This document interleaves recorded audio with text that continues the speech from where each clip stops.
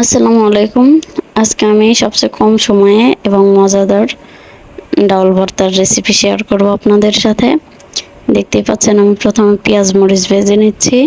তো পেঁয়াজ মরিচ ভাজার সময় একটু ঢেকে দিবেন, দেখবেন এটা 1 মিনিটের ভিতরে লালচে হয়ে গেছে আর মরিচটা অনেকটা নরম হয়ে যায়। তো এভাবে ভাজা শেষ হলে আমি এর ভিতরেই পানি দিয়ে দিয়েছি। আমার পানিটা দেখে মনে হচ্ছে ময়লা পানি, হলুদ দেওয়া হয় নাই তাই এমন লাগতেছে। পানিটা বলক চলে আসলে এর ভিতরে আমি ডাল দিয়ে দিলাম। এরপর ডালের উপরে যে ফেনার মতো সাদা সাদা হয় এটা আমি তুলে নেব। ডালটা পরিষ্কার হয়ে যাবে।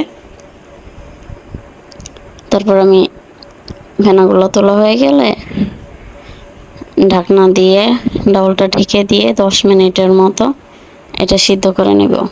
দেখবেন 10 মিনিটের ভিতরে এটা সিদ্ধ হয়ে গেছে। আমি ডাউলের উপরের ফেনাগুলো একটু সময় নিয়ে এখানে পরিষ্কার করে নিচ্ছি। আমি মসুর ডাল নিয়েছি, মসুর ডাল ভর্তা স্বাদ লাগে। তো এখানে আমার ফেনা পরিষ্কার হয়ে গেছে। তো এটা আমি উপরে ঢেকে দিলাম ঢাকনা দিয়ে। দেখতেই পাচ্ছেন 10 মিনিট পর এটা একদম সিদ্ধ হয়ে গেছে। তো আমি এটা ওই যে ডাউল ঘুটনি বলে আমাদের এখানে, আপনাদের ওখানে কি বলে জানি না, এটা দিয়ে ঘেটে নিয়েছি। ডাউল একদম ফিনিশ হয়ে গেছে, এর ফিনিশিংটা সুন্দর আসছে। তো এর ভিতরে আমি একটু পানি দিয়ে দিলাম। আমার ডাউলটা বেশি ঘন হয়ে গেছে, আমি একটু পাতলা পাতলা রাখতে চাই। এখন এর ভিতরে আমি হলুদ ও লবণ দিয়ে দিব। হলুদ আর লবণ ছাড়া সিদ্ধ করলে ডাউল তাড়াতাড়ি সিদ্ধ হয়ে যায়। আর এখানে আমার পেঁয়াজ মরিচ ভাজা, ওটা আমি হাত দিয়ে ডলে নিয়েছি, এটা এর ভিতরে দিয়ে দিলাম। দিয়ে আবার একটু নেড়ে চেড়ে দিয়েছি, দেখতে পাচ্ছেন। এখন এটা আমি আর 2-3 মিনিটের মতো জাল দেব। দিয়ে আর একটু ঘন হয়ে আসলে নামিয়ে নেব। দেখতে পাচ্ছেন আমার ডাউল ভর্তাটা হয়ে গেছে। এটা খেতে অনেক মজা, আপনারা ট্রাই করে দেখতে পারেন।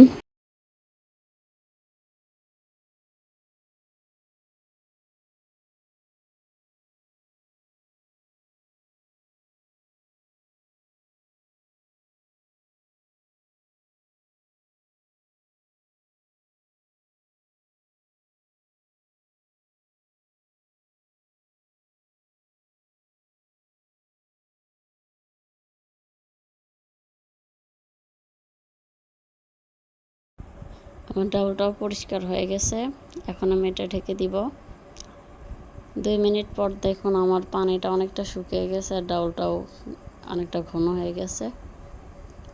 তো আমি ডাউলটা একটু পাতলা করে রাখবো, এই জন্য আমি ডাউলটা আগে ঘেটে নিয়েছি, যে ডাউল ঘুটনি বলে আমাদের এখানে এটাকে। তো এটা দিয়ে একটু ঘেটে নিলে হয় কি ডাউলটা একদম মিক্স হয়ে যায় সুন্দর।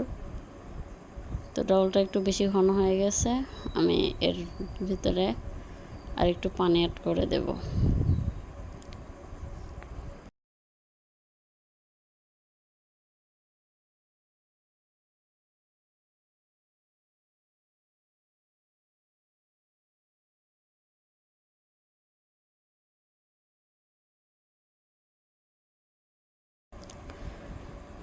দেখতে পাচ্ছেন আমার ডাউলটা। তো এরপর আমি এর ভিতরে হলুদ আর লবণ দিয়ে দেব। হলুদ আর লবণ ছাড়া সিদ্ধ করলে ডাউলটা তাড়াতাড়ি সিদ্ধ হয়ে যায় আর কি।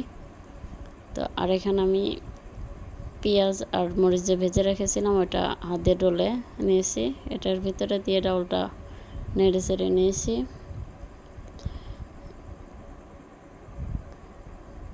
তো এটা পানিটা আর একটু বলক তুলে তারপরে নামিয়ে নেব। দেখতে পাচ্ছেন আমার ডাউলটা হয়ে গেছে। এটা খেতেও কিন্তু অনেক মজা। যারা শুকনো শুকনো কিছু খাইতে পারেন না, এভাবে ডাউল ভর্তা করে খাবেন।